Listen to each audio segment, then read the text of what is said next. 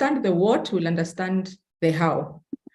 And it will avoid you these symptoms that you normally see as doctors, where people go and Google their symptoms and they declare that they're dying when they're not. Media team, I don't know what is happening with those scratches.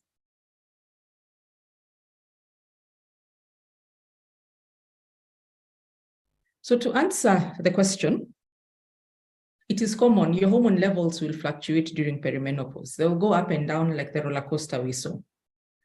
Your ovaries are the ones which make estrogen. And we'll see all the functions of estrogen and how it affects our reproductive system, but the effects of estrogen are beyond our reproductive system. And the changes that you're getting are because your estrogen levels are coming down. So if you understand what estrogen does, then you'll be able to understand what symptoms to expect. Basically, Dr. Sorry, I'm just chipping in a bit. So basically, the way I get the sense is that it's like the body is so pissed off that, you know, you're not productive. It actually feels like it's waging war. It is reacting to the lacking of the estrogen. Isn't it? Yes. And it almost feels as though it's not sure, am I a man, am I a woman at this point? You know, with the anger that normally is related to testosterone, you find that at this stage people are there's a lot of rage, you know, those two hairs that they say we start to grow and stuff. So I get the sense that it's like the body is like, I was made for reproduction, but now this is coming to an end. It almost seems like it's angry or it's grieving. That's like the sense I get. Or it's also confused because I knew that this happens every so often. I didn't get the signal that, you know, the messages that you are sending, like if your husband sends you messages at certain times of the day and you're already in that mode, and then he stops sending them, first they become not regular, so he misses one, then he misses another. You will be a bit upset if you're human. Yes. Yes. Literally, that is what is happening. And even worse if there are other players involved. So it's the estrogen will throw off balanced progesterone, which is another hormone that is also produced by the ovaries, and it's a cascade. There are several things that will change. And by the time you're reaching menopause, there's very little estrogen. Basically, your ovaries are not making that estrogen any longer. And that's a point where now you actually stop having your monthly period. So yes, the body is reacting. Yes. Doctor, please pause there. So you're saying when they reach menopause, so it's 12 months, your period has now stopped. Yes. So you're saying your ovaries stop producing estrogen at a kidogo? Very little, very negligible. Oh my goodness. Okay. Yes. But as we'll see, there are other small sources, but they're not enough to have the effect that the ovaries were having when they were producing the estrogen. Yes. Okay.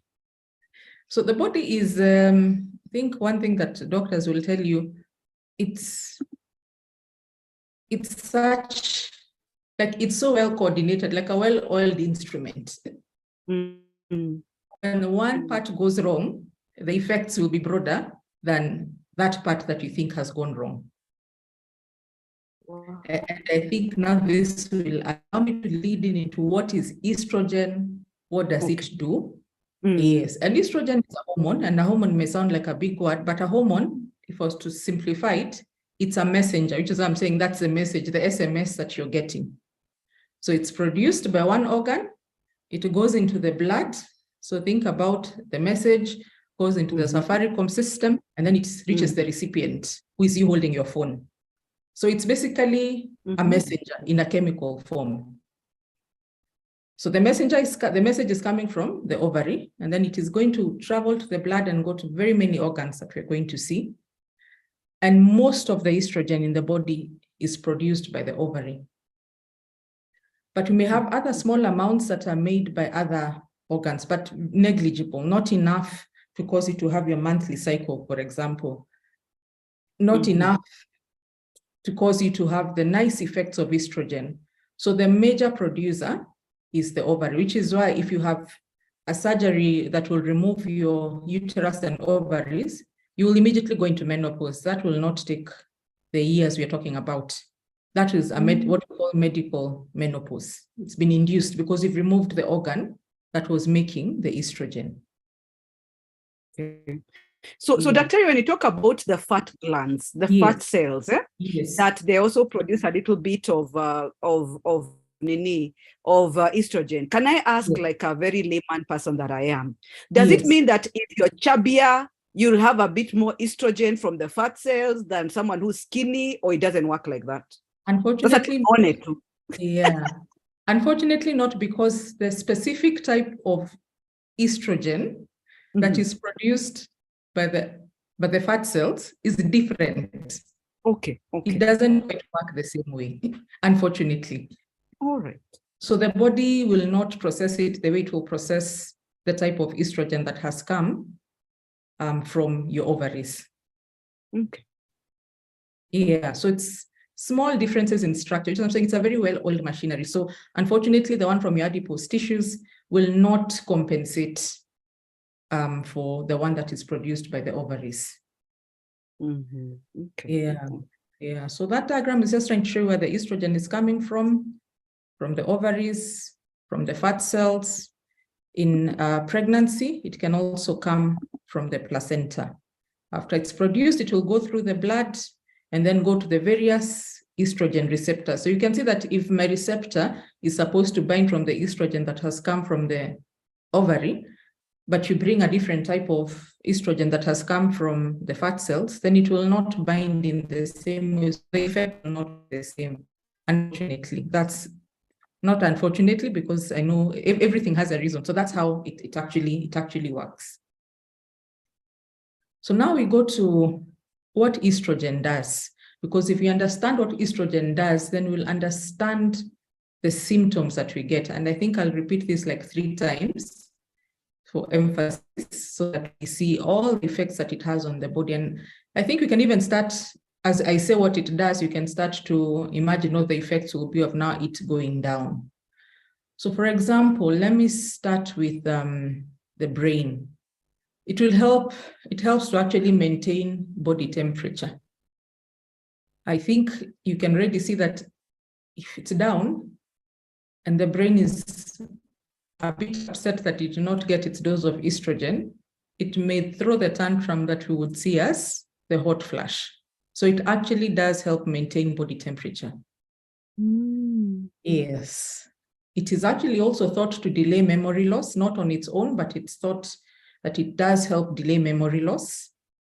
So again, you can see that if estrogen is down, as part of natural aging, your memory may decline. Wow. Yes. So question, so when you're pregnant, we talk about mommy brains. Yes. Okay, about mommy brains. Then here we are now, we are talking about brain 4. What's the difference? Because they seem similar. Because I go to my room thinking I'm coming to get something. I get into my room and I'm standing there and I'm like, what did I come to get? And it's exactly what used to happen to me when I was pregnant and also immediately after having my babies. Are they related? Is there some similarity there? The similarity is that when you're pregnant, to get pregnant, you need estrogen. To maintain the pregnancy, you need another hormone called progesterone. So estrogen comes down a bit. Not as much as it comes down in menopause, but it will come down a bit to allow. So that is the relationship. Yes. Yes. So that's what I'm saying. The body is such a balance. Yeah. Yes. It is. And it's so exact. Amazing. Yes. Yes. And when you're younger, it will help regulate parts of the brain that will now produce, they'll get the signal that they need to produce other signals. Again, as I was saying, it's a messenger to start telling other organs that they need to start producing the hormones that will help in your sexual and reproductive development. So that's estrogen in the brain. And believe me, that's not all that it does, but those are the major ones that are related to what we are discussing. If you go to the breast, estrogen will stimulate the development of the breasts at puberty and prepare the glands for future milk production. Fortunately, at this age, you may not require the breasts for milk, but that will explain some of the You know what we used to say, they hang, or the the fallen soldiers. Yes. So that's why our two boobs begin to sag. They begin to yes. Whether you have nyonyesha or not, because you see, we used to say that when you nyonyesha people, they fall. So there are even women later on who would not nyonyesha their babies, so their boobs don't fall. But you meet women who've never had babies, but their soldiers are more fallen than you who've had your 10 babies. So it's actually the estrogen story, yeah? It's the estrogen. Right. When we go to the heart and the liver, the estrogen will help regulate how much cholesterol your liver is forming. Remember, I alluded to in one of the groups yesterday, cholesterol can be gotten in from eating, but the body also makes cholesterol. So estrogen is also important in that balance. And its specific role is that it will help decrease production of cholesterol, and specifically even the bad cholesterol. So when you have good levels of estrogen, then you have less chances of having bad cholesterol that will now block your arteries. Which is why when you start going into perimenopause and menopause, your chances of getting blocked vessels is higher. Which is why, again, as we age, we need to be careful about eating right and exercising. It becomes more crucial here because you are being helped in your earlier years by the estrogen. Now the estrogen level has come down. So there is a need to actually now start taking active changes that will help you counter some of these effects. It's natural, it's the way we were created, but there are things that you can modify in your lifestyle to be able to counter some of these effects. Specific for in the ovaries, specific for the perimenopausal, of course, during development, it will help maturation of the ovaries, but specific to the perimenopausal period is that estrogen is what stimulates the start of a woman's menstrual cycle. Yes, which is what I'm saying, during your periods, your estrogen levels will be high. If you then now get pregnant, they will start declining again, and what will go up is a hormone called progesterone, which is now necessary to maintain the pregnancy.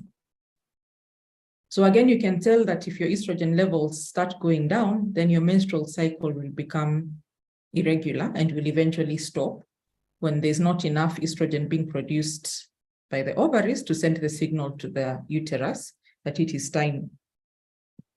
It is time. So in the uterus, it will stimulate the maturation of the uterus. And again, that's why, as your gynecologist rightly told you, during perimenopausal and menopause, especially in menopause, it shrinks back again. The uterus becomes smaller. Okay, maybe just to say, yes, guys, we can see your questions and we will address them. So we are coming to that, and we are seeing your questions. So we've seen them. I think, Doctor, you can see someone asking, because let me tell you, and yes. I hear the person who's asking about hormone replacement, because the next thing you're thinking is, how can I get a top up? You know, yes. I need a top up from time to time, because my friend, if we're going to risk getting heart attacks, I mean, it's not even about beauty anymore now. It's about survival. It's about being healthy. But I'm sure you will be addressing that. It will come. Yeah. In fact, maybe for the questions, if by the end I have not addressed them, I will answer them. But I think most of them are actually going to be addressed. Thank you, Dr. Thanks. Yes. Then in the vagina, other than the maturation, it also helps maintain lubrication and also the thickness of your vagina. So again, you can see that when it goes down, the lubrication will go down, the thickness will go down, and that may explain some of the pain that may be. Yes, it is. So your husband is unleashing all sorts of lines, but my friend, there is no bodying. The vagina is saying, no, we are not procreating. There is no entrance. So you need KY jelly and okra, but we'll talk about those things as well. Yeah. And if you don't lubricate, you actually get tears, isn't it? Yes, you do. You do. On the bones, estrogen helps to preserve your bone density. So those would be some of the roles. Sorry, again, I said I'll just really discuss a lot on estrogen, because when we understand what this hormone does, we will understand a lot of what is happening to our body. So these are some of the there's some good roles. It will improve your skin elasticity. That's what you're asking. So when you get your periods, it's telling you have estrogen, and that is part of the reason why you have good skin. We've already discussed the issue of the blood vessels. It will decrease your plaque buildup. It will promote reproductive health because of the factors we have discussed. It will regulate your menstrual cycle, and we've discussed the bone density. We have been discussing the brain sustaining body temperature. We have discussed about regulation of cholesterol. We've discussed about the breast, the vagina, and the bone. And again, it's amongst many others. Again, sorry, I said this is the one slide that I repeated 3 times in 3 different ways, because it really helps us understand what is happening in our bodies. So, yeah. In the brain, again, we've discussed memory. Again, remember, even libido is also mental. So that would be part of the effects. And then we'll be discussing about... You can tell us what libido is. Oh, libido is the desire for sex. So that is also, I mean, it starts for, especially for women, I have to say, it starts, you need to be in the right frame of mind. So that's where it actually starts. So with your estrogen going down, that would also be affected as well. So question, Daktari, we've had 2 things. I hear women, especially the single women, saying that they are getting very, let me use the word horny, or, you know, they're desiring to have sex, yet they have no husband. So they say that their sex drive has increased more. Now, as married women, we're just looking at the guy saying, leave me alone with my summer. Do not even start, you know, because between feeling hot and cold the whole night, the last thing you're thinking about is sex. So why is it that some women seem to have a higher sex drive, and then some women, their sex drive seems to decrease? I think now those are some of the issues why it now goes, other than just the hormonal, the frame of mind is quite important. There's the hormonal bit, but there's also the mental aspect. And many times the mental aspect is ignored, yet it's just as important. What's happened? Yeah. For most of this, we have mentioned the breast development, but yes, we didn't mention the muscle strength. Again, the muscles are required to maintain your bone strength. So those 2 are interrelated. If you have, as you pull or as you exercise your muscles, they pull on the bones that they're attached to, and that also stimulates your bone strength. So this one, as you can see, is a double hit, because low estrogen means your muscles shrink if you don't use them, which now affects the bones that they are also attached to. Then it's related to the creaking, the 2 sounds you start feeling, and then you're like, oh, in my back. You know that the joints, yes, that may be a natural part of aging. You are not.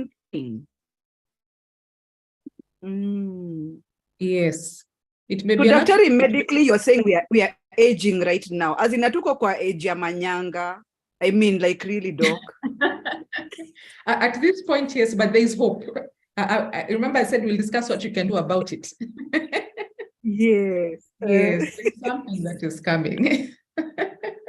Okay. Yes.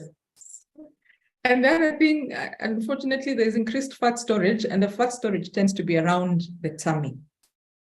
So unfortunately, it's not always in the right places. Yeah. We start getting that kaship that our moms used to have, and we used to look at them like kako kamama. So now you're boarding matatu and people are telling you, Mama Ingia, you know, or Mama Ninini Wewe. And before that, you're being told, all of a sudden, isn't it? Yes, with the sagging boobs and then the abdominal fat. Unfortunately. Oh, but the soldiers are also falling. Your 2 boobs are also going in front. Oh, yeah. Okay. Yeah. So I think I'm hoping by now we have all understood what estrogen does in our reproductive system. It helps with the menstrual cycle. I didn't touch, but even on urinary continence, because remember, that's a muscle as well. The plate, we discussed about your arteries, we've discussed about the bone density, the breast support, the skin elasticity, a nice thick skin, even hair growth as well. Then we've talked the hair about stops growing the way it was growing, or what exactly about hair? it becomes thinner. And even kipara, there's I'm Yes. seeing some women, they are getting to viparas. Yes, it becomes thinner, both in the thickness of the strand, but also the coverage on the head. Oh, and then on the urinary thing, ladies, this is where now you find yourself, you sneeze and you leak, you know, Yes. unless you do certain things that will be taken through. And then if you decide like you're going to go with your children to that ozone place in Village Market and jump on the bouncing castle for all the years you never did, my friend, with every jump, pee, pee, pee, pee with every jump. So yeah, unless we get some things done. Yes. Yeah. So do not despair. We will discuss what you can do about them. So I think having understood what estrogen does, we can now understand the symptoms. The period changes, which may be what you'll notice first. They may not be regular, they may be shorter or longer. You might bleed more or less. They are normal changes. But I want to highlight, when must you see the doctor? If you joined from the beginning, you had Apostle told us that she bled for quite long. So you need to see the doctor if certain things occur. If your periods are happening very close, what we mean is less than 2 weeks. In fact, they should, even 3 weeks, you should be concerned. But how we count, because I've also noticed that women count their cycles differently. When the period starts, the first day you've noticed the period, that is day 1. That is the beginning. We don't count from when the period ends. You count the period from when the period starts. So if your period starts on 1st April, and then your next period starts on 1st May, that's the duration that you're counting. So if the duration of your periods is coming to 14 to 21 days, or even shorter, then now you need to see a doctor.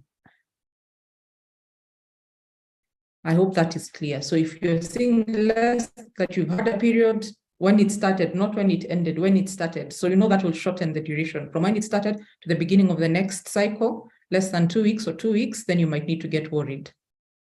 If the bleeding is quite heavy, like heavy enough to cause you to start feeling some specific symptoms, such as dizziness or fatigue, if you check your blood level and your blood level is low, then this one warrants finding out what is going on.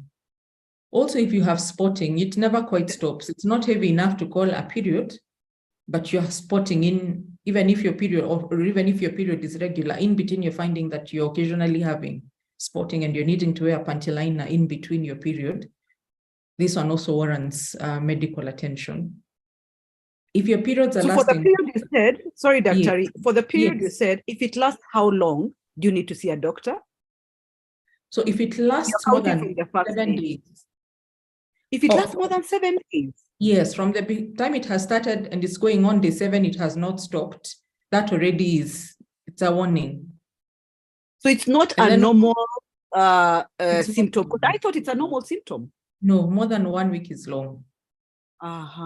Yes. Okay. Yes. More than 1 week is long. Or also, less than, from beginning to the next, it's about 2 weeks. That is also not normal. Also, if you bleed for 4 days, then after 10, 14 days, it comes again. Yes. Then you need to also see the doctor for that. Yes. Oh, wow. Okay. Because that was happening to me already. I was having 2 periods in a month as it was. Yes. So we are having two things. How often it's occurring, how long it is lasting, how heavy is it? Does it stop when it stops, or do you continue spotting? Okay. And how are you feeling? Yes. So that if you're starting to get breathless, tired, dizzy, you need to see a doctor. And by a doctor, we are talking about our gynecologist. A gynecologist specifically. We are not walking into a reception of any hospital or going to a clinic next door. We have a gynecologist we have identified and who we are going to go through this journey with. Yes. Okay. And then this is more for menopause, because menopause is when you've not had periods for a period of 1 year. So after you have clocked 1 year, if your periods resume. So 12 consecutive months, no period, nothing, no Yes. break in between. For 12 months, you have not seen that story. You've even started forgetting that they are pads. So 12 months, no period. Now that time you say you're in menopause. You're in menopause. I think it's important, ladies, that we note that. Yes. Any bleeding that occurs after you have clocked menopause, it needs urgent attention. Okay. This one, so during COVID, the reason for that, a lot of ladies, during COVID, a lot of ladies were saying, Atiwe, I've been doing the shindano, but my period has come back. And now a lot of women seem to think that when the period comes back, it's just fertility. And some doctors seem to be telling people that as well, that, oh, it's fertility. And yet, what is it? Could it be a sign of? Actually, a sign of you'd need to be screened for cancer of the uterus. So it's not one that you want to hover. It's not a symptom you want to hover around with. Yes.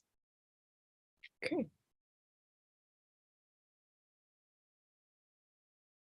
And then the hot flashes. Ooh, the volcano. Yeah. And I think you described this so well, what your friend went through, that I not need to read through this. but remember what we said, that estrogen and temperature control in the brain. So that's your yes. That is where it's coming. It's like a regulator. So suddenly it's reducing, it's not being quite found, and the brain just decides, poof, explosions. Yes, I've not gotten my regulator, so let me remind you I'm here. And I was waiting for a certain message. The SMS has not come. So just remember, the next time that you're mad at someone who did not send you a message, this is what is happening. What can we do about the hot flashes? Again, this is where we say, similar to what we said about the libido, different women will have different triggers, and may also have different, it may affect, for someone it may be mild, for someone else it can actually be severe enough that they feel they can't live with it. So try and take note, when do you seem to get it? Are there any triggers? Some people will say when they've taken specific foods that they notice they have a trigger, and they've taken alcohol, they have a trigger, and they've taken caffeine. Not for everyone, but if you notice a pattern around yours, just take note of that. For me, it's when I don't exercise. Imagine, mine is as simple as that. If I don't do, especially my cardio, the runs and the swimmings and all that, as in if I don't do exercise that makes me sweat for at least 30 minutes, at least even twice in a week, then I'll have hot flashes. So it can be just about anything, isn't it? I hear for some women, it's even stress. So you start getting hot flashes when you get to the office, but all other times you're fine. Maybe during particular meetings, but maybe it could be a person who, whenever you see them, all of a sudden it just, every woman is so different, and it's important to note, isn't it? Yes. Is it worth? Sorry, go ahead. If possible, considering our memories are not so well. Sorry, I'm asking, is it wise to maybe record it, so that every time you're getting a hot flash, you kind of try to figure out what happened around that time, then write it down so that you kind of find a correlation? Yes. In fact, for me, that's how I approach, that's my approach to health. So when you write down things that are bothering you and when they're occurring, you're more likely to see patterns. There you go. Yeah. This, I'm glad to say that has been discussed, and I'm really happy when I see ladies sharing in the groups about what they do. The ladies who take matatus, who will check to see that they're near a window so that they have at least control of that. If you have AC or a fan, if you're going for a meeting, you may want to layer your clothes. In your bedroom, you may want to layer your bedding so that you're able to take off things. It will not like stop, but it can help you depending on the severity. It can help you. So just see what eases your symptoms. Yeah, I learned also, remember there's the little fan that you can get from Miniso, like a little electric fan. It's pretty discreet. some women are talking about there's a fan you can put on your neck, and then Yes. it just sits there and it looks like it's for answering phones, but it's actually fanning you. Then I've learned that some women also carry ice cold water or ice cubes. So they always have it close so that when the flash comes, you immediately gulp it down, because then you swallow cold, whatever, and it helps a lot. So these are common ways that we get through. Yes. And it's when you're in a community, you're likely to find out what are people doing. Yeah. One of the triggers, most of these things medicine will say we think it's associated, but we don't have proof. But for women who smoke, that has definitely been associated, and it's one of the things that they're requested to do, that they need to stop smoking, but only, of course, not just for the hot flashes, but for other overall health benefits. But smoking, hot flashes, direct correlation. Yes. Another one is maintaining a healthy weight. And this one, women who are overweight or obese will experience more frequent and severe hot flashes. And you said, Apostle, this one affects you. So which is why tumors at the site. I put on 10 kilos. I put on 10 kilos during COVID. So that's probably related, Yeah. Okay. Then there are the medicinal options, which may be considered when lifestyle changes do not work and the symptoms are debilitating. By debilitating, I mean they are making you feel you cannot function. The reason I'm saying this is that it's not something that will be taken lightly. It's not an over-the-counter. It's a discussion that you need to have with your gynecologist. And they look at the benefits versus the risks. And the risks are also not minor. The risks include heart attacks. They include strokes. They include blood clots. They include breast cancer. They include gallbladder disease and dementia. Risks are not minor. Yes. The risks are not minor. And this time now you're talking about intervention. So what people are trying to talk about hormone therapy, replacement therapy, because people are all about HRT. So not answering that. Okay. Yes. In fact, several studies have been done, and at some point, some of the studies have actually had to be stopped. Wow. When they're trying to decide which dose. And I'll show you what happens for us to be able to give you a drug and say, use it at this dose. Again, because as I've told you, when estrogen is given in the body, it will affect the brain and it will give signals that will affect other hormones as well. It's not that perhaps some of these side effects are because of we are giving it, but there are other hormones that were still being produced. So the balance is not quite the same as when it was being produced naturally in your body. So they've tried to balance this. Some of the hormone replacement therapies will add progesterone, which was thought to protect the uterus against uterine cancer.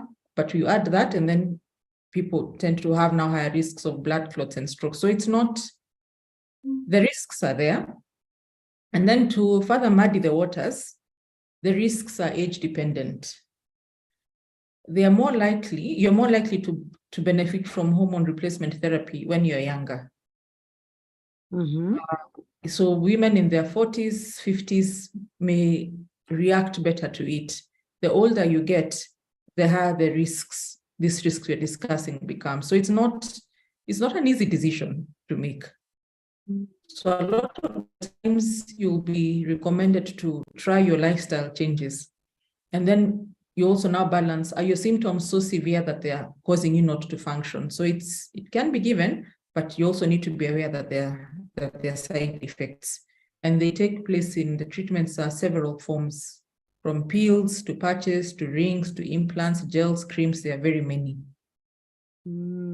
Yeah, so it's not as easy. Then a few people, and you've seen this with the dietary modifications. So there are some types of estrogens. Remember we said like the estrogen that is produced by the fat cells will not even function the same way as the estrogen that is produced by the ovaries. So there are also some estrogen-like substances that are found in some cereals, some vegetables, some legumes. CMOS is actually thought to also sort of cause the bacteria that you have in your body to increase your estrogen production. But just remember that they will not work quite the same way as estrogen does. And they will not work the same way in different women. So Dr. Is this what our moms used to gulp down jahiz at some point, and now you don't see them with jahiz? Because I hear the black bean is also known to be a very good source of estrogen. Yes. Yes. And then bladder control, you actually described it very well, where you have a sudden urge to urinate. And remember, this can be from a urinary tract infection. So just because you're having, you always have to remember that there could be other explanations for the symptoms that you're having. If it's a urinary tract infection, that can be easily treated. But if you're finding that you're not having pain when you're urinating, you're not having other symptoms, then most likely what you're having is bladder incontinence. So as you rightly said, some of the other signs would be that you're exercising, you're sneezing, you're laughing, and then that happens. And one of the things, and I was really happy to see that it was discussed quite extensively in the group that you can do, is the Kegel exercises. If it's debilitating enough, then you may want to see your gynecologist. And now in Kenya, we even have urogynecologists who are specialized specifically in helping women who are having this type of incontinence issues. Wow. But sometimes it could be something as mild as a bladder infection, which can easily be sorted.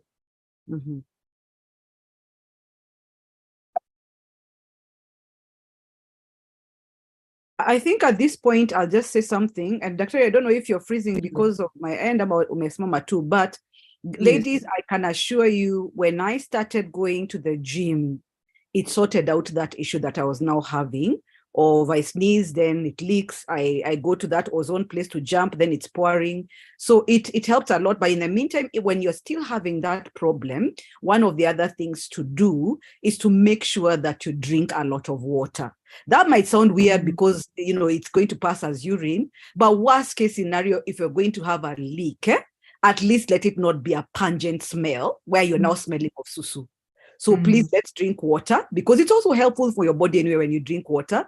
But for those of you who are in the WhatsApp group, we have shared the Kegel exercises as well. And for those who have not yet joined, you can do that. And also, even by the way, when you've just given birth as well, it's also, Kegels are also very, very important because pregnancy also tends to weaken that pelvic floor. So as a woman, just practice having Kegels. But also when you go to the gym, I found that as you do things like squats and weights that affect the lower body especially, you just find you're doing Kegels naturally, and it strengthens those lower body muscles especially. Yeah, very important. Yeah, and then we may also notice sleep changes, where you notice you're having difficulty falling asleep, or you're waking up earlier. Remember also, sometimes, unfortunately, you may even have been woken up because you had the hot flashes and then you were not able to fall back asleep. Yeah, so you'll find that for most of this, we'll be giving you options of lifestyle modifications. See what works for you. If it's stress that is causing you not to sleep well, what can you do to mitigate the stress? You may not eliminate it, but how can you handle it better? You may try to follow a regular sleep cycle. This will help for some people, not for all. Avoiding naps late in the afternoon or the evening, if you can. It may not always be possible.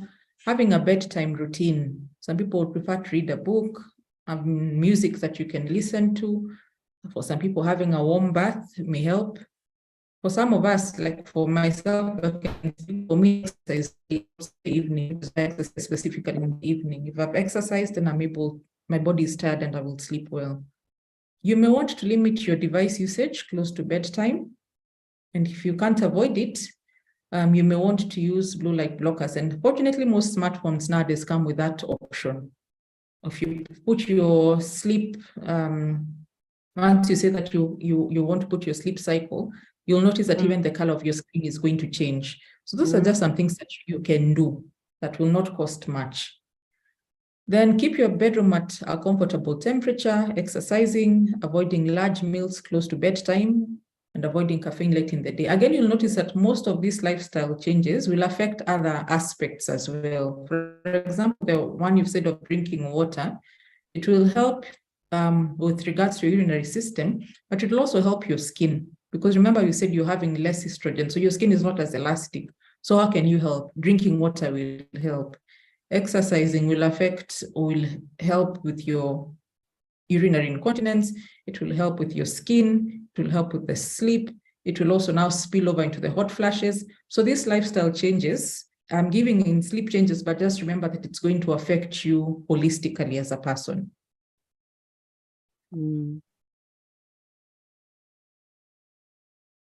Vaginal health and sexuality is one that we've already said you need to be aware.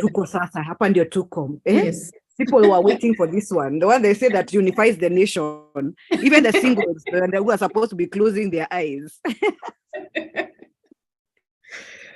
And I think you're even better, in a better position to handle this one. But there are a few things that I wanted to just give us as food for thought. We've already explained that your vagina will become drier and intercourse will be uncomfortable. And it's good with the husbands that are here that they understand what is happening. Your partner does not hate you or suddenly does not like you. It's a physiological problem. And at this point, you may want to consider using lubricants and you want to be on board with your spouse. For some people, the feelings about sex change. Some people feel that because of it's too much work, they lose interest. But others will also feel freer and sexier because, I mean, first of all, the probability of getting pregnant, especially after you have reached menopause, let me say after you've reached menopause, because in perimenopause, you can still get pregnant. And you feel that you understand your body more. So people have different things that are going on. Apostle, I'll let you talk about the vagina and sexuality, but I want us as women to remember you're still at risk for sexually transmitted diseases, and particularly when you start getting the tears that occur. So if you're with a partner who is not faithful, or if you're also having multiple partners, remember pregnancy is not the worst thing that can happen. There are still other things that you need to be aware of.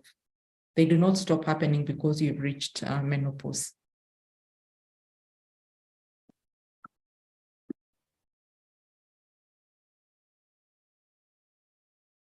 We have the mood changes and the mood swings. It's not exactly causes this. I know, literally having a mood swing. Actually throw tantrums, don't we? And you're like, what's that? Wow. But there's also a reality that at the age we are in, the responsibilities are more. Our parents are aging, most likely that is on us. Your children are teenagers, or some of them are in university. So that is also a responsibility. Work responsibilities are there. You may also be fatigued and people are taking from you. So self-awareness is key. Stress management is key. How do you handle stress? How do you relax? How do you let your hair down? Are you in a community of like-minded people? And this is why I say if you're going through these symptoms and you're not in a group, sometimes just seeing what someone else is going through, that they're going through the same thing and how they have coped with it. And usually there's also a lot of humor in the group, helps you manage those changes. And there are many changes. So you're saying that scientifically it's not known what causes these moods? No. Now we are suddenly finding ourselves getting, but then you're in a lot of pain as well, because even your two boobs are paining. Yeah. And then, I don't know, you have a stomach you've maybe never had before. In addition to those other things you're talking about, then of course, let me tell you, even just hot flashes on their own, they're just enough to drive you crazy. You're not getting enough sleep. And when you don't get enough sleep, also you become irritable. So it can actually be a very depressing time if you do not do something about it, which is why we are here today having this session. Yes. But it's interesting to note that you're saying it is not known what exactly causes these mood changes. Yeah, there's no receptor for estrogen that has been found that if you put estrogen there, the mood swing will go away. So this one is why we're thinking it most likely is what you're saying, or everything that is happening around you. Maybe what pushes towards this. Okay.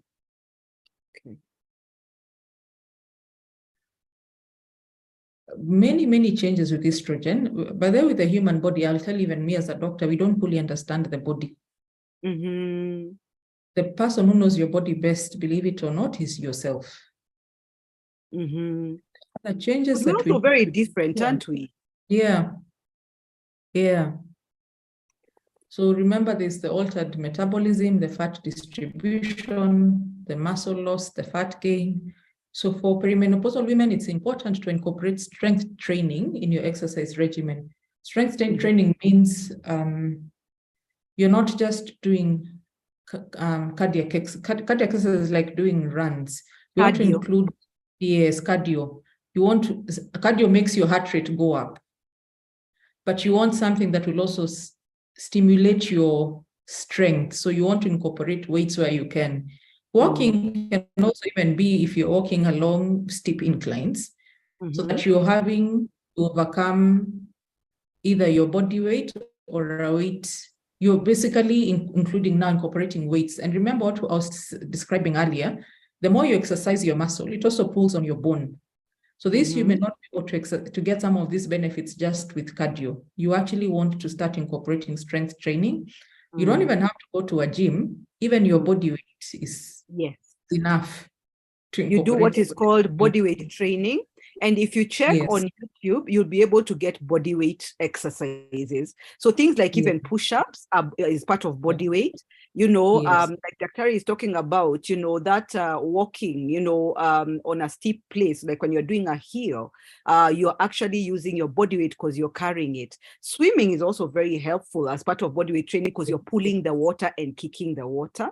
So it's very, very good. And you're building your muscles. And by the way, it helps also with the soldiers not falling. I can still walk around without a bra and people don't really notice. So it helps a lot with that because when you go, personally for me, I just choose to go to the gym because also you can focus there. But also if you cannot afford gym, because unfortunately gyms in Kenya are still quite expensive. We hope that that will change as you know, demand goes high, because in the West, gyms are quite affordable.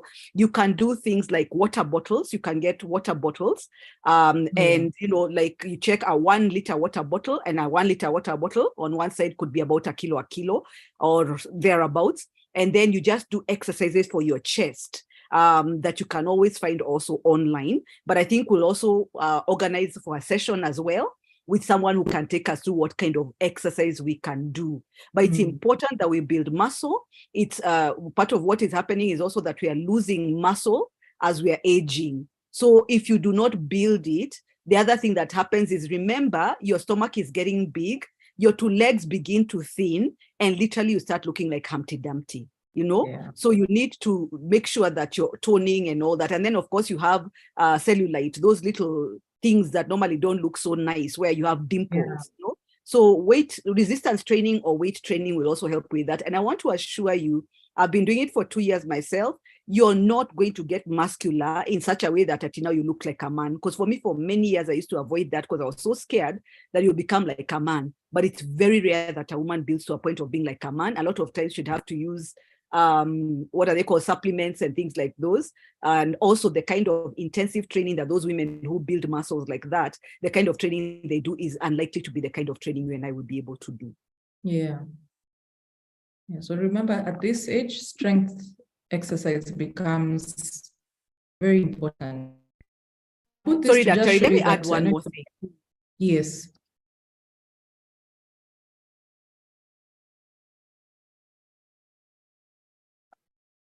Heart race, and you don't do a weight training, and you do so much cardio, you become quite thin. But what then also happens is that your skin begins to sag. So part of what weight training does is that when the fat is reducing, the weight, the muscle, light sexy muscle takes on the place of the fat. So your skin still becomes tight and looks even tighter. So please don't get caught up in doing so much cardio until you begin to chapper and look old. You can see it even in younger women who do so much cardio and they don't actually do weight training. You just begin to age.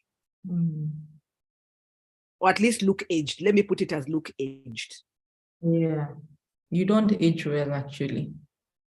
Let's go back to the symptoms, because I think we missed the symptoms, and not everybody's on the group, so they might not have seen them before. Okay. I think this is just to show that the symptoms, what we've covered, and I know even this list does not cover this, Yes, it does not cover everything. Fortunately, when you join the group, it's usually posted. But I'd also say just join a community, and if you're not sure about a symptom you're having, you'll be surprised, or you'll see is it unique to you or other people going through the same thing. When does perimenopause end? Medically, it's when you have had no menstrual cycle for a full continuous 12 months, at which point the journey, remember we said menopause is a journey, the journey has ended and you've reached the point which we call menopause, which basically means menstruation has paused.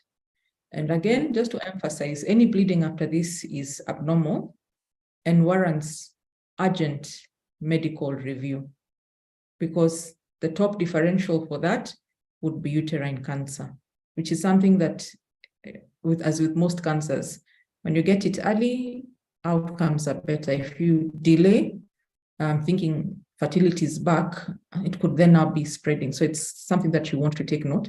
And again, you notice if you're not documenting, for example, when you're having your periods, you may not remember, was it 6 months ago? Was with everything that is happening to your body? Was it 10 months ago? So for some of this, even just having an app on your phone where you're able to log in when you have your periods really helps. And then you've got a little joke there. The Lord, when I asked for a smoking hot body, menopause was not what I had in mind.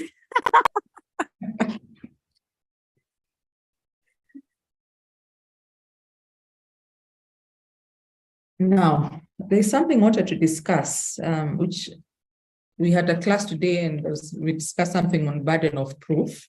And the reason I put this here is because I want us to also be wary of what we read. When people tell you, do this, it has worked for me. You heard what happened when Apostle took the CMOS at the dose that she was taking it. This is not to intimidate you, but this is just to help you understand in layman's terms what happens by the time you're being told you can use Panadol, 2 tablets, 3 or 4 times a day to alleviate your headache. This is what has happened. I've taken this from lupus, but this is basically what happens. There are 4 phases before you get, actually there are 3 before you can get the medication in the market. The first phase, which is called phase 1, will evaluate whether is this medication safe. At this point, they're determining is this dose safe, not the side effects.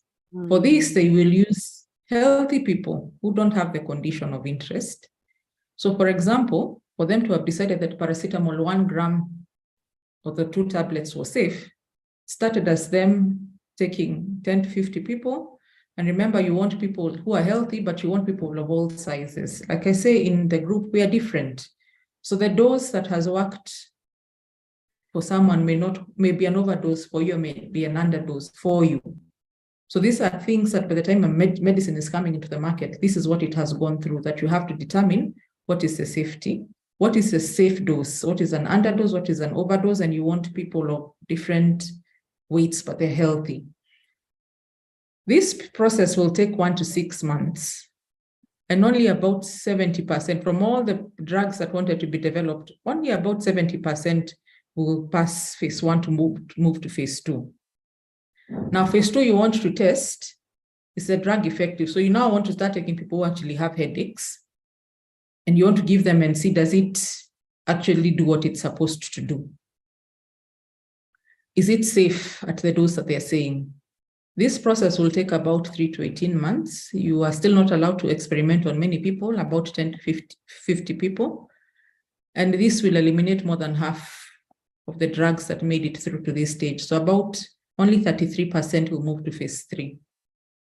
Phase 3, other than confirming the effectiveness, they are very keen at this stage on side effects, because remember, by this stage now, they're using it on people who actually have the symptom or the sign. So even HRT, this is what it goes through, which I was telling you, several had to be stopped before they could get into the market. You want to compare to other treatments. For something like HRT, the other treatment may actually be the lifestyle modification.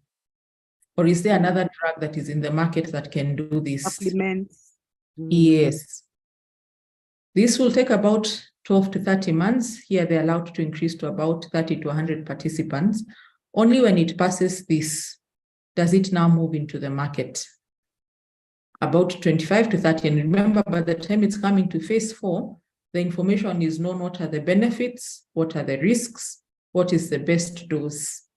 So not many products that are on the, so what I'm looking for, on the supplements phase will pass through this. So even as you're seeing what has worked for someone else, remember we are different, our bodies are different, we have different sizes, our bodies work very different.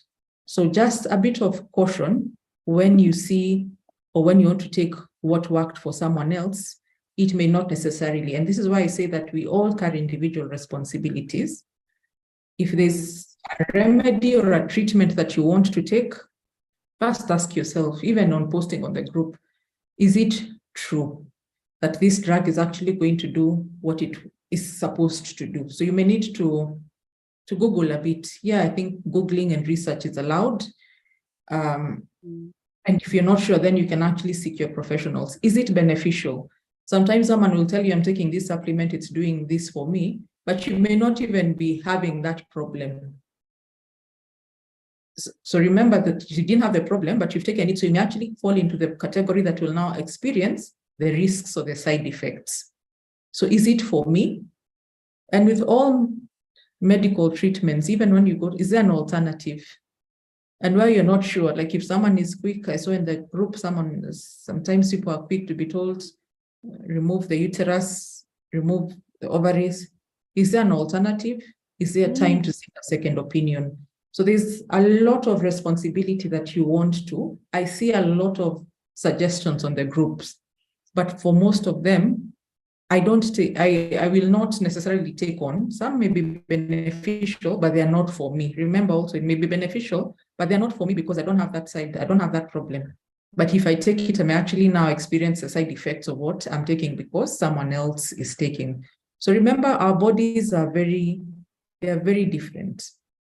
And the burden of proof for some of these supplements to come into the market, they have not passed through this very long process that we have seen that takes years before someone can come and tell you can take paracetamol at 1 gram every 3 or 4 hours. And it's important that medicine goes through this because, as I've told you, the HRT treatment, several options that wanted to be brought into the market were stopped at phase 1 and phase 2.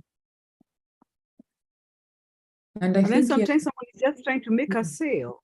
Yeah. You know, you may be dealing with a situation where someone is trying to make a sale. Like the person who was telling me to take SIM was half a liter in the morning and half a liter in the evening.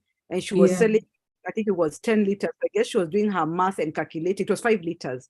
And she was calculating how frequently she wants me to be her customer. Because she was also selling that 5 liter bottle at 8,000 shillings, which I later learned was much, much cheaper than that.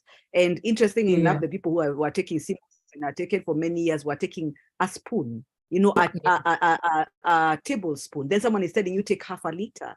And then the other thing you want to be able to know is, might you have an underlying condition? Because you might be taking something for lowering blood pressure and you have low blood pressure. You might be taking something that lowers your insulin and maybe you have that diabetes kind where you're not supposed to be lowering your insulin. So it's very important for us to be very, very careful. And if you have an underlying condition, ladies, liaise with your doctor. You might be having cancer. And one of the things that I'm learning is that apparently when you have cancer, you shouldn't take moringa. I don't know the details of it, but told me that the doctor don't touch moringa. So again, it's important to work with your doctor, especially if you have a condition that's being managed. Yeah.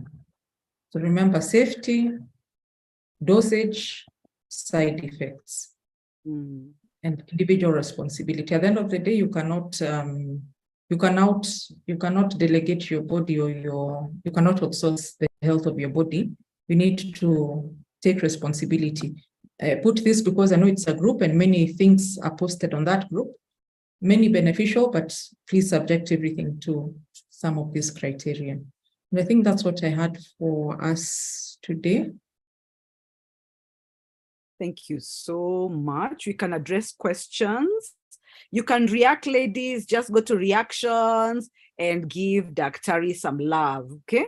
Just go ahead and give her some love, appreciate her. I mean, that was just very Even though for me, like I've been on this journey and even teaching and all that, I still learned quite a bit in all this. So thank you so much, Dr. for that. And above all, it's encouraging. It's not a bad phase of our lives. And, it does come with a lot of wisdom. For me, I just find that, there's so much wisdom that I'm enjoying in this phase of my life. And then not caring what people think about you is such a big deal. There's a lot of confidence that comes with it. When somebody is trying to tell you you're somebody you're not, you're old enough to now have reached the place in your life where you're like, yeah, whatever. You don't have those lack of confidence things a lot of us had maybe in our 20s, in our 30s. You're getting more confident about your body. And really, it's your choice whether to feel sexy or not. It is your choice. And when you're married, just decide you're rocking with it. Me, I'm married to a Luo man, and he loves that I've put on weight. I don't like it. And at the end of the day, we are going to be dealing with that. And we are still trying to deal with it. But at least I'm not at a place where I'm concerned about it. Then find an exercise type that you enjoy. Ladies, you're already going through so much.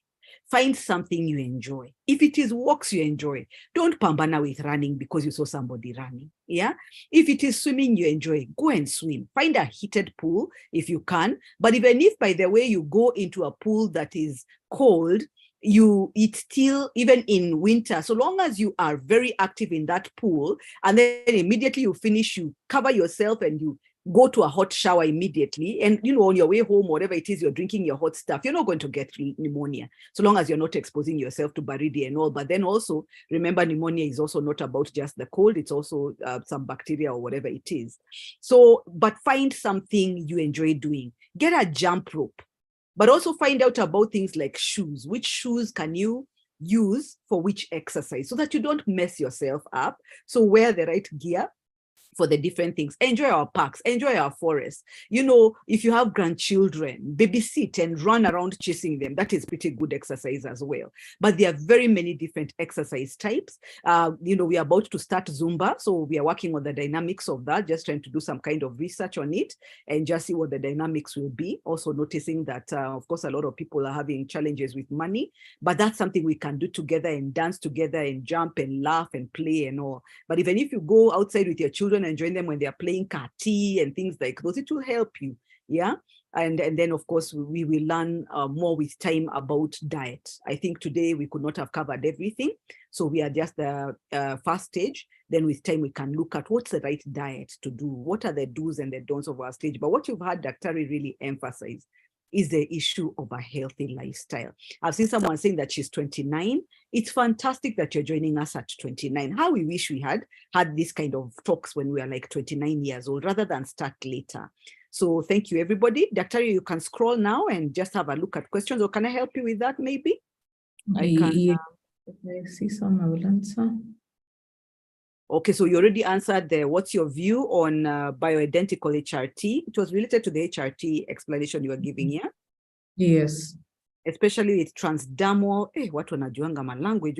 especially with transdermal, as they bypass the hepatic metabolism and do not activate protein C resistance, negating blood clot risk. Yeah, so that's one of the options that has been offered. Sorry, transdermal is a skin patch, first in normal language. So it's sort of the big. Patch. Okay. Yes.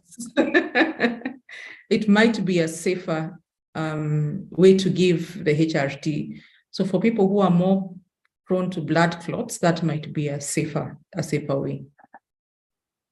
Which is what I'm saying, I think this is for HRT, you need to have a discussion with your doctor who would then now weigh the risks versus the benefits, because even the transdermal one is not without risks on its own. So you now have to weigh, on the other hand, how debilitating are the symptoms that you're experiencing.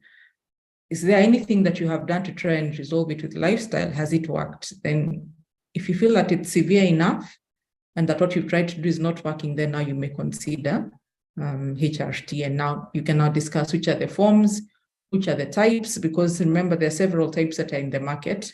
Some thought to be less risky than others. So this is another individual discussions you need to have with your doctor. Okay. And then I've seen somebody asking, what is the solution for brain fog? So maybe you can explain to those who might not know what brain fog is if they're not on the WhatsApp group. And then just tell us what we can do about it. It's quite an annoying thing, Aki. Yeah. So as we've seen, estrogen is important for memory, and we've seen the parts that it plays in the brain. So unfortunately, as it starts going down, you may find that you're getting quite forgetful. Then there's also the natural aging. Remember, even as we age, even if menopause, perimenopause was not there, as we age, your brain connections may start declining. And you do not form new brain connections at the rate that you did when you were younger. But this is one of the ones which I have to say, at least there's something that you can do to slow it down. And playing things like puzzles, very useful to do that, because it really helps to slow down some of these issues that are not even necessarily menopause related, they're just age related. I remember in the past when I used to buy newspapers, things like the crosswords. But nowadays, fortunately, life has become so easy that even on our phones, you're able to get games that stimulate your mind. So it's important to take place in brain exercises. And sometimes it's even in unconscious when you meet with your friends and you're remembering the activities or the things that you went through a long time ago, that is also stimulating your brain. So just this one you have to be a bit conscious about it, but you need to keep active, keep curious, keep learning, keep busy. I would say it also helps to interact with people who are younger than you, because their way of thinking is also very different from our way of thinking. So you need to be conscious about the same way we are talking about exercising our physical body, we also need to exercise our mind, and that may be able to help.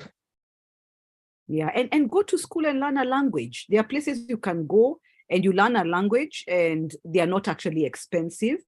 I see churches like PCA have such things. Pick up a skill, because it causes your brain to begin to work. For me, I find academia really works because I don't like puzzles. They really frustrate me. I've never liked them. But and things like calculator, just use it. Is it with the brain? I also find that the omegas help, the omega-3s, and found that vitamin B12 has been very helpful for me as well. I use Forever Living products, so I found that they've been very, very helpful with me as well. All right, another question from Jane saying, how does taking hormone-based contraceptives affect the balance and the whole body functioning during perimenopause? I suppose, I'm assuming. How does taking hormone-based contraceptives affect the balance and the whole body functioning? So the risks that would be there, even before the perimenopausal period, would still be there. And remember, before you're put on hormone-based therapy, even contraceptive, they will take an individualized history, including, have you had clots? Does anyone in your family have clots? So it's very specific to you. Is there a history of family of cancer, for example, breast cancer? So the risks that would be there before you were started on that hormone-based therapy, contraceptive, the risks that you discussed with your clinician, they do not come down because you've entered the perimenopausal period. Again, remember what I have been explaining, the way that the estrogen is produced and the form that it is produced from your ovary is not quite the same, even as another estrogen that is produced from your same body. It will work differently. So the risks would still be the same as someone who is not perimenopausal. So you really need to have it individualized. Some people would do better on it, other people are not candidates at all for hormone-based contraceptive therapy right from their 20s or when they're sexually active. Okay. And then there's someone asking here. So I've asked, there's a lady who asked about intimacy with a spouse, how it's affected. So I've just asked her to tell us whether she feels it has been covered sufficiently. Yet to see her reply, so we'll wait. Then how do I go about the issue of growing a beard? That you're actually finding that you're having more facial hair and you're now growing a beard. What do you do about that? So I would want to know if I don't know if the lady is comfortable in telling us whether she's perimenopausal or menopausal, or even because I know you have people of all ages. There are reasons, several reasons why, but I'll just give you a broad answer. You can address the perimenopause aspect side. We just assume, because now we are kind of live, so it might be difficult to get her to speak up. And obviously I don't even want to do that to her. That's why I didn't even name any name. Yes, you can just address it at perimenopause and then at menopause. So one, there's familial patterns that some people, the growth patterns is that in your lineage, people do tend to have those hairs when they reach certain ages. But also as your estrogen is going down, relatively, remember we're talking how the body is a balance. You're now male, because you also have a bit of testosterone. Not much, but we have a bit. But because it was previously balanced by the high levels of estrogen, which have now gone down, you may now start to get that, you're getting that as a side effect of your estrogen has gone down. So your testosterone is, not that it has increased, but it now can take over and cause some of the signs that your estrogen was balancing with the smooth skin that was happening. It's also worthwhile to know that sometimes it can also be caused by hormonal imbalances. A good example of this is polycystic ovaries. So you may still want to just be evaluated for that, because that's actually one of the symptoms of people who have polycystic ovarian disease. And remember, with polycystic ovarian disease, the signs or the symptoms are really going to overlap with the perimenopausal symptoms. The weight gain, putting on weight easily, weight around the waist, irregular periods. Again, because of the hormonal imbalance, you may be able to get those chest hairs, the chin hairs. So there can be very many. God forbid. Chin hairs, not the chest. Chin hairs. There are very many issues that could perhaps be causing that. So you may want to be evaluated to see what is happening. And also just look, do the women in your family tend to develop? Look at your mother, look at your grandma. Did they have the same pattern? Fortunately, it's more, I find it more common with people of other, not necessarily the blacks. But yes, it can happen. It can actually run in families. If it's bothering you enough, I think there's some things that perhaps people do that may not, laser treatment. It's very expensive, but it may be an option if it's bothering you enough. Waxing, you can do because remember we said now you have to manage your symptoms. If it's bothering you enough that you're finding that it's affecting your esteem, you may want to deal with it, even shaving. Yeah, and just using, just the same way we pluck like hair on the eyebrows and stuff, I think you can just do that. Imagine you invest in a tweezer. I know as Africans, we say that if you pluck one, another one will come. You just keep plucking until there's nothing to pluck anymore, I reckon. After all that has happened even to eyebrows, I find my eyebrows don't even grow anymore. The way they used to grow, and I would have to go and remove them all the time, Yeah, so, but it can be quite something. My grandma, one of my grandmothers actually had a bit of a beard. So yeah. What blood level is normal at perimenopause and at menopause? Blood level. Yes, I think she's asking about like hemoglobin level. And for most women, it will be something above 11 grams per deciliter. When you start going to 10, it might be on the lower side. So that's what would be normal for females in Africa of our age. But at this point, allow me to just mention that what we're talking about, that if you have very heavy bleeding that is causing you to be dizzy, occasionally you may have normal hemoglobin, but your iron levels are low. So that's also something that if you're finding that you're symptomatic, the point where you're wondering, is my hemoglobin the issue? You may still want to go further and do further studies to find out whether you have enough stores in your body.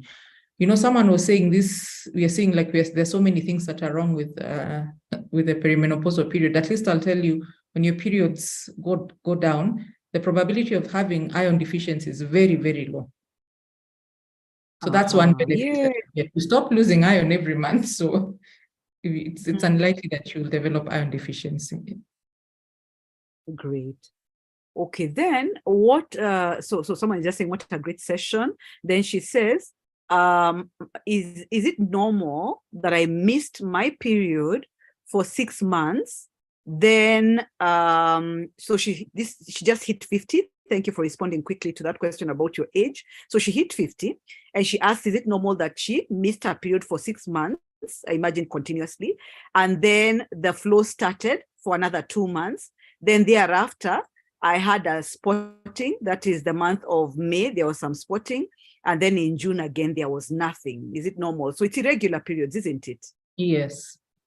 I think irregular periods around this point is to be expected. But remember the criteria that we talked about.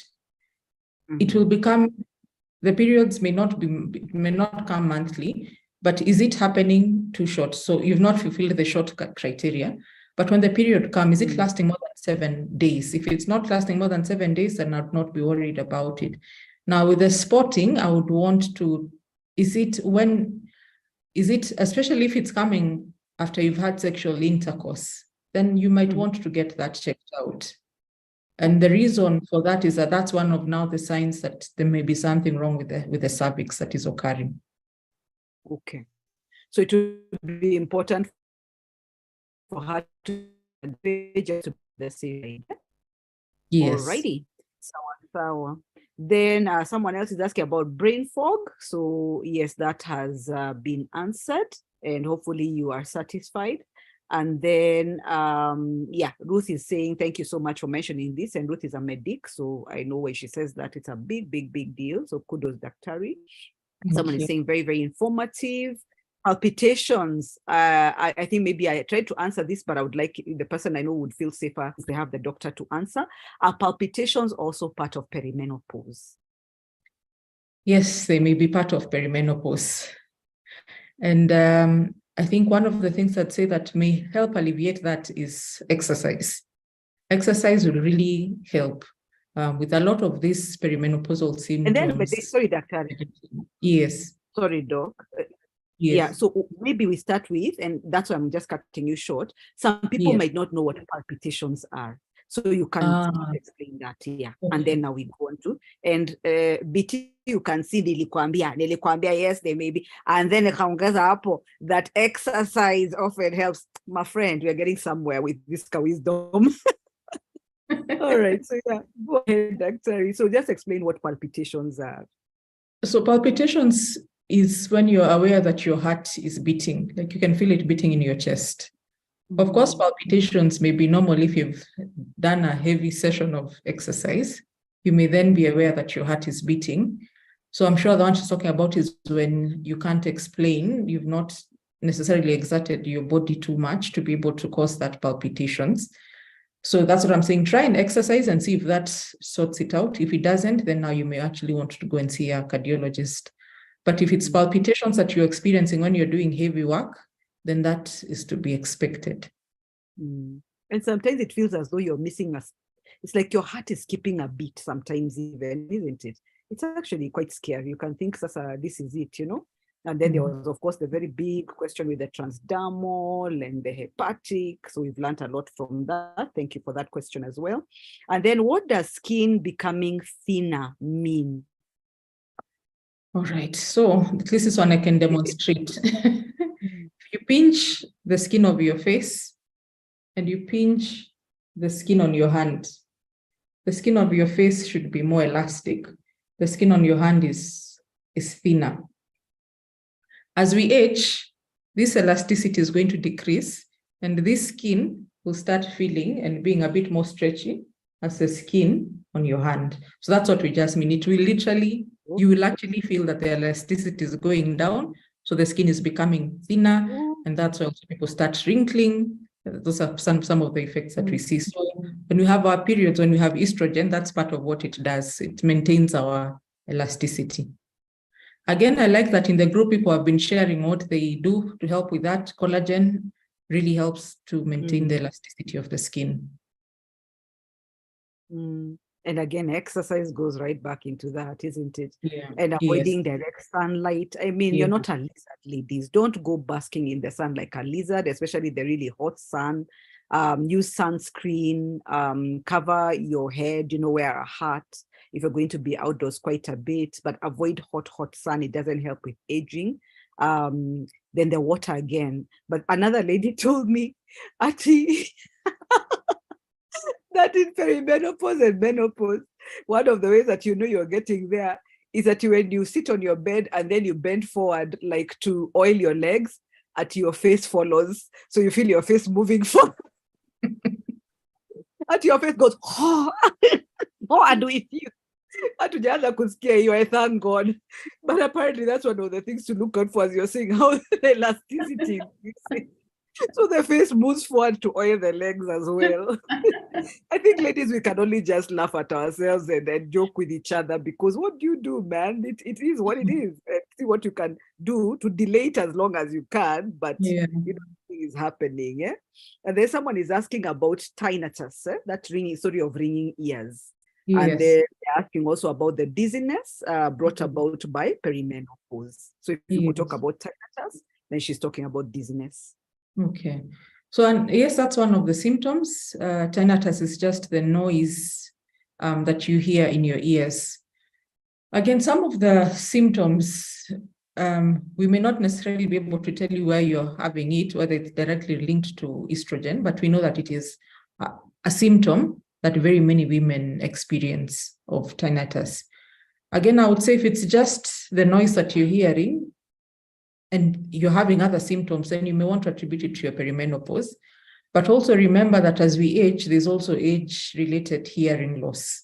So if you also find that you're now, in addition to tinnitus, you're not hearing well, or you're having dizziness, dizziness is not a good sign to have together with tinnitus, because that's telling you that you're having problems directly in your ear. So if you're having tinnitus, you're having the dizziness, and you may or may not be having the hearing loss, then that's something that you would actually want to urgently see an ENT doctor. The tinnitus on its own is different, but if you're having it together with the dizziness or the imbalance, I think that warrants an ENT review. Yeah, and a number of my friends have had situations where, or people have had situations where, even when they stand up, the room is like totally spinning. And sometimes even just when they are standing, the room is spinning. One was actually told by an ENT that a grain of sand had entered the ear. And apparently from time to time that happens to people, and that goes and attacks that thing we were told about called the hammer and those things. And that's what was causing that imbalance. And this was really scary, because she told me that she was on the floor and she couldn't call out and she could not stand up. As in, she had completely lost her balance. So having an ENT is good. I personally recommend Dr. Mugwe. He's called Dr. Mugwe. I've forgotten his first name, but he's at Doctors Plaza at Nairobi Hospital, Doctors Plaza. Sorry, Doctor, I know you're from Aga Khan. But we have he's a very good ENT who was able to really sort out my daughter, and I liked how he did it. I prefer older doctors when it comes to some of these sensitive things, because compared to the doctor we had taken our daughter to before, who was trying to force, because she had put something in her ear and the doctor was trying to force it out. But this doctor even put drops for a few days. By the time now he went and removed it with water, and it was very, very nice. And sometimes, by the way, the doctor also mentioned that he's dealt with very many cases of people who are older and they inserted an object in their ear when they were children, and they've never known it. But somewhere along the way now, the object begins to disturb you. So it doesn't hurt to actually have just a test. Ladies, please remember, this is the stage where we are getting to, where it's important to just have tests. Just not when you're sick only to react. The same way we take our motor vehicles to the mechanic for service, we also should be able to take ourselves into the doctor and just get checked for various things, and do also an annual test. Get yourself tested annually, do a full body check, and a lot of times this will be covered by medical cover. If it is not, I want to urge child practitioners and MDs who are here to try and cover it under medical cover, because it's helpful and it's preventive. So try and do that. So then, Daktari, I don't know if you're there or whether you have had to go and empty your bladder. I'm still here. I'm just moving to charge the phone. I mean the laptop. Yeah. Oh, you're so beautiful, Daktari. Gorgeous girl. Yani perimenopause can look absolutely gorgeous.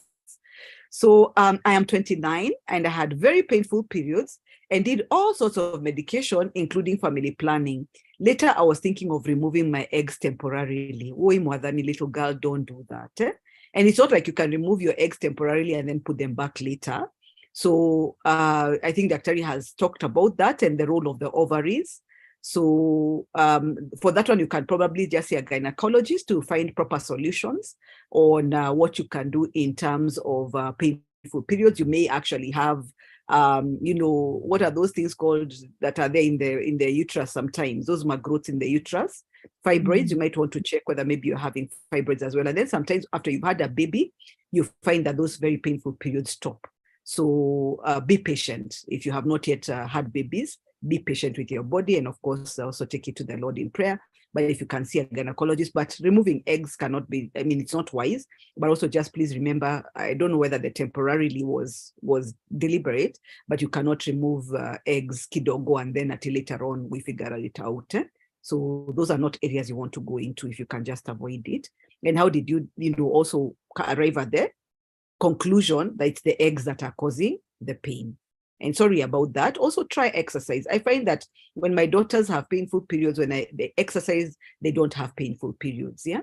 So, but also just be sure that the doctor checks for you whether there's something else that's causing that pain. All right. So I think the questions have gone down and a lot of people really appreciating you, Dr. There's even Mary jumping up and down. I love that. Yeah, this is good. This is good. This is good. Looks like we've covered everything. If we've missed you, somebody's saying, "Yuck, I don't like njahe." Don't worry, I cannot stand them either. So, and for those of you taking them, don't take a lot of them because they're also quite fattening. So there are many options, for various things. So we'll look at that when we're looking at diet. So someone said, I'd like to join the WhatsApp group. I sent you the phone number. If you can just send me a WhatsApp. So long as you are in perimenopause, we don't want to have people who are not in perimenopause. Then now you intervene with different things of agendas. Actually, we just move with a perimenopause journey. And normally we are very harsh. A lot of women are so you'll be removed and you'll not be there. And if you're joining also to advertise, you also will not be able to do so. Yeah. I tell you, Nene, who knew we would be the ones talking about this at this time in life? It was just the other day. We were playing Kalongo and Kati. I know, right? Someone was just saying that 1 minute you're very young and happening, and the next minute you're switching off your radio so that you can see the windscreen clearly. It just happens very fast, and that just tells you that life is very, very short.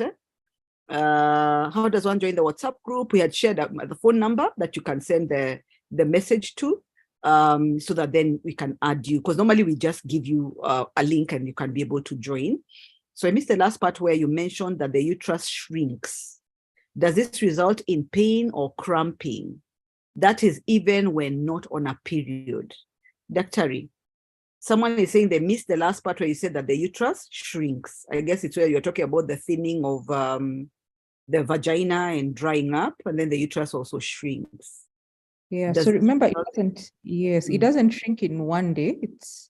It's a process.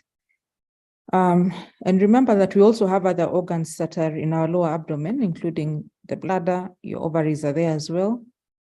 So I think before attributing the pain, especially if it's persistent enough for you to ask about it, it would be good to evaluate and find out where it's coming from. It may not be the uterus. There are other organs that are in that area for women as well. Okay, so somebody's asking what can I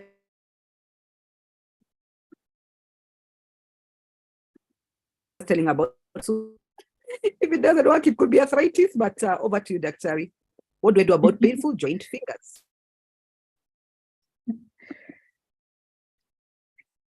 Again, as I've said, we are dealing with two issues. We're dealing with the perimenopausal, menopause, and also natural aging.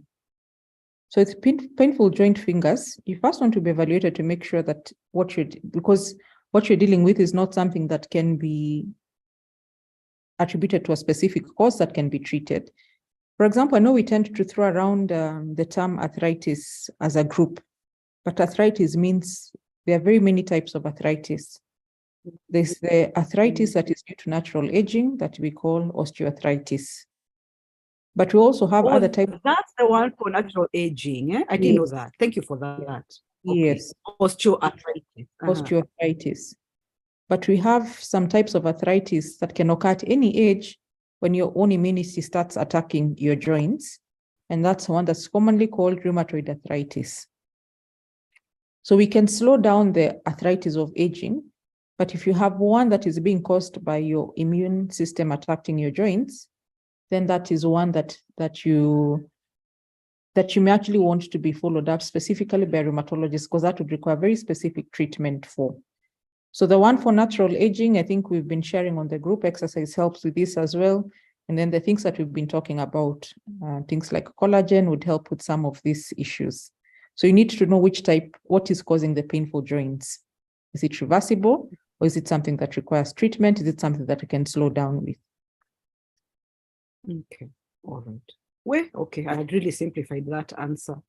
Is it safe to use the coil at 48 years? I think for me here, I'll just speak spiritually. Again, we are not assuming that everybody is, spiritual, but spiritually, we do not recommend the coil. So as a pastor, that's one of the things we've learned. We do not recommend the coil, and we have given some reasons, which I'd rather not get into, to be honest, right now. But I'll let Dr. answer. Yeah, I think for this one, I'll also just agree with you. I think I also don't think I want to address it in this particular forum. Yeah, so just research on the coil, not what the doctors are telling you necessarily, but how does the coil work? And then just depending on whether you are spiritual or not, then the coil is normally not an option. Yeah. Oh, Peter Mugwe. Yes, he's called Dr. Peter Mugwe. Sasawa. Dr. has answered quite a bit of the questions on text. She's been replying. Then there's someone who's saying, is body aching, especially when you wake up? Part of menopause. Greetings from London. Dr. just answer that one because I'm about to get very cheeky, but yeah, body aches, especially when you wake up. Are they part of perimenopause?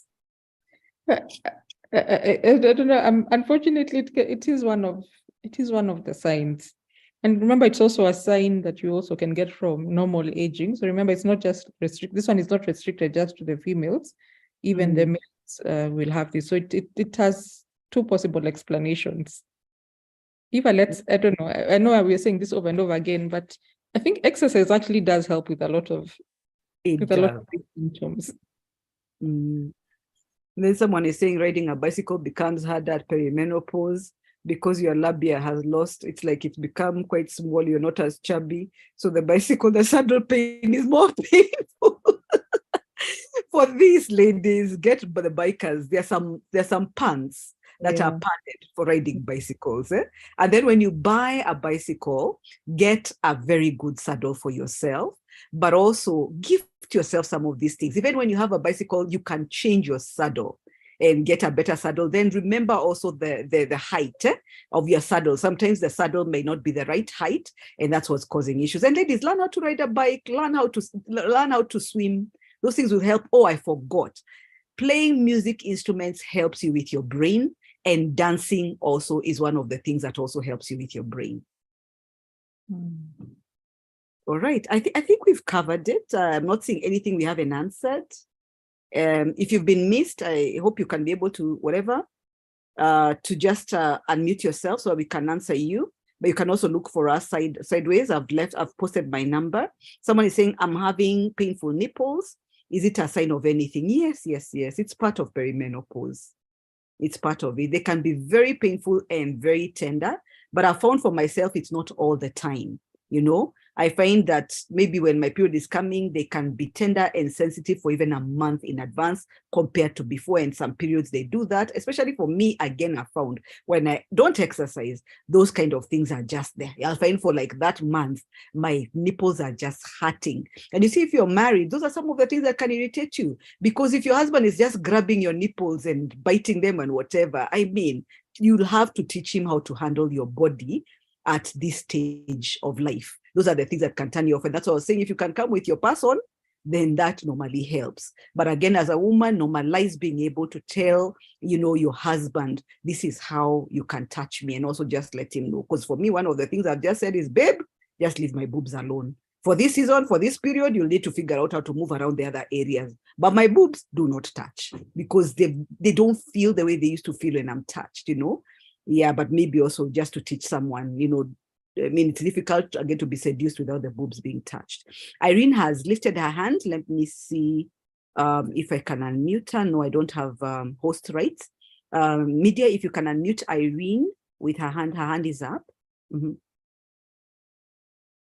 And then just to mention, Irene, as you ask your question, you are on Facebook and you are on YouTube. So if you're not comfortable, then don't ask your question. And you can just type the question instead.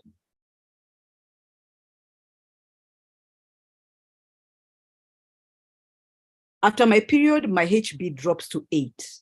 I struggle with supplements. Then next period, it drops again. I think this one, you're going to need to, and I'm not going to say your name because it's a bit unique. So you would just see your gynecologist and you'll be able to get help with that. And for this one, I think even normally GPs can help with those kind of things, but just you may need to get onto some things for the iron. But I think Dr. had answered that, so then we can deal with that. I think we'd like to end this talk. Someone is asking us to talk about cervical cancer, its causes. Time has really gone and we might not be able to do that today, but we will note it for our next session. So then we can talk about it. But these are the reproductive cancers tend to be very related to hormones. And that's why Dr. is telling us to be very careful about things like hormone replacement therapy. Yeah, and then remember, when you do your checks, you did need to do your pap smear. And then, Dr. do you need to do a mammogram every year? Or it's according to need? It's according to need and also according to age. Okay, because also you don't want to expose yourself to those rays all the time if you don't have to, right? Yes. Okay, so age, explain age. So when you're younger, forget what the cutoff is. There are ages where ultrasound is preferred to a mammogram. Mm-hmm. Yeah. So for the younger ages, I don't recall whether it's 40 or 45, but there's an age where ultrasound is preferred to be able to see the breast structure and tissue. And then as you grow older, then now mammogram becomes the preferred mode. Again, as you can imagine, you're losing elasticity. So there's an age which ultrasound is better. And then there's an age which the mammograms are preferred. Okay, so maybe we are saying that at this point, an ultrasound is what we could do annually, but then we need to also find out from our gynecologist what works. Yes, and based on your age, and sometimes even the size, yeah. Okay, and then, sorry, sometimes? The size. What size of the boobs? Yes. Yeah. What do you mean? There are a few young people who will still be requested to go for mammogram if the boobs are a bit big, then they may not be able to see what they need to see. So you may be within the age which you are within the age for ultrasound, but you may be requested to do a mammogram for that reason. Okay. So that's interesting. That's totally new. But yeah, pap smear, ladies, once a year, if you can schedule it around the time of your birthday, it keeps you safe. At least from the age of about 30, 35, you should be able to start an annual pap smear. And at least it's gotten more comfortable these days. Yeah, so let's try and do that. So Irene is saying, please handle the TBL quiz. What is TBL quiz?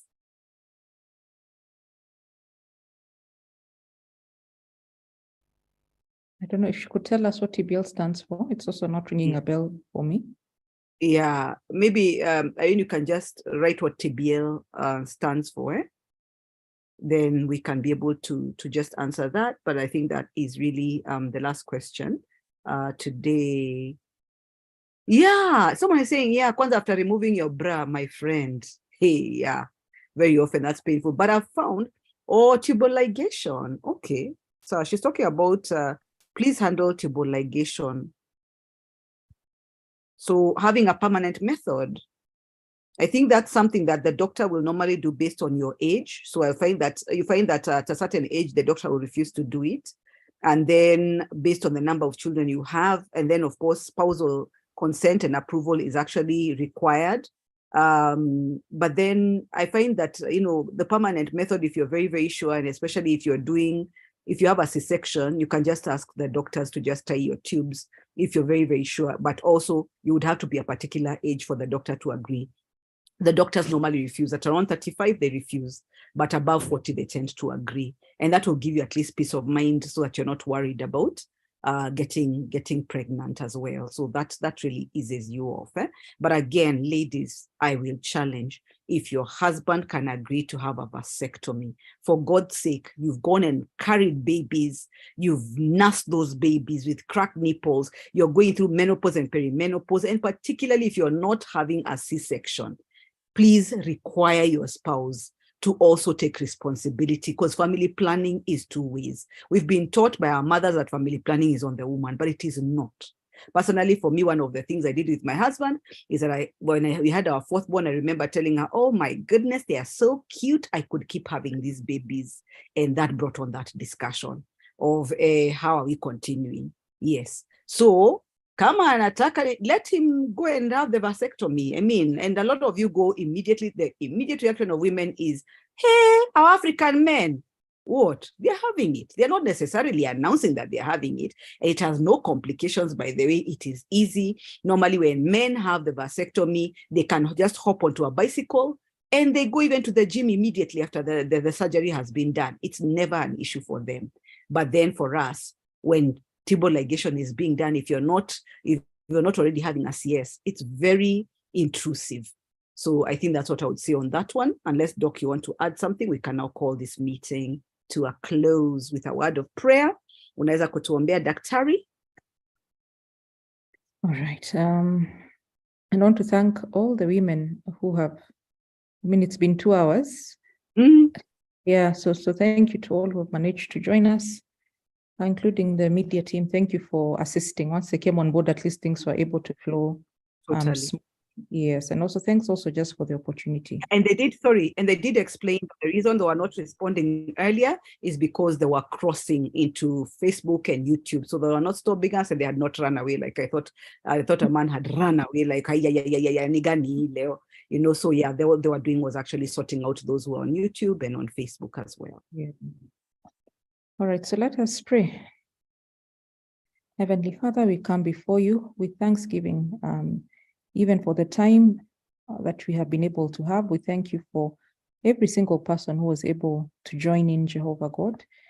And we just also want to thank you, Lord, for the time that you've allowed us to be here, Lord, that you've allowed us to be alive, Lord, that we're experiencing the symptoms we're having because we are not in the grave, but because we're actually alive. So we thank you, Lord. We do not want to be seen as murmuring.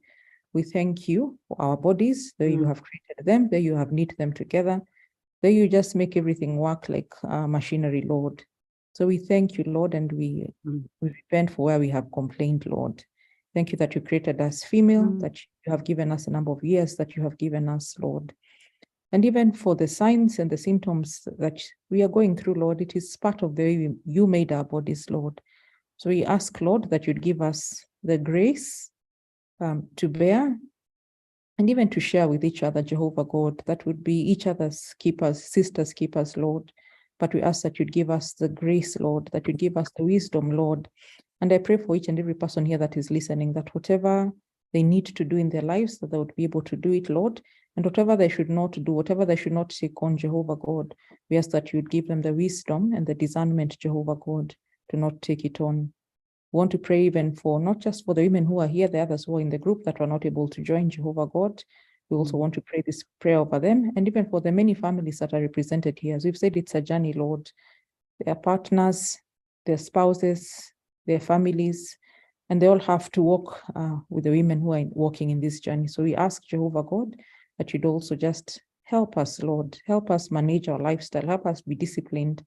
And help us just treat these bodies that you've given us as your temples.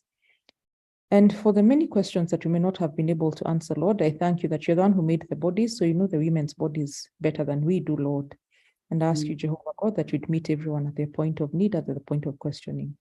And we thank you also for the platform. We thank you that there have not been disruptions. We thank you that it has gone well. We don't take it for granted. And I pray these things, believing and trusting in Jesus Christ, our Lord and Savior. Amen. God bless you so much, Daktari. God bless you, ladies, and the gentlemen who are here that have joined us to support us all as the ladies. God bless you, everybody. Thank you, everyone. Until next time, we have our next talk on the 15th of this month, and we'll be tackling the subject of dementia. Okay, so that is a topic we'll be handling on that day. Dementia, it's important we learn about it, we know about it, you have heard about the risk that we have as women. So that's our next topic. Asanteni sana and good night. Good night. Thank you, everyone. God bless.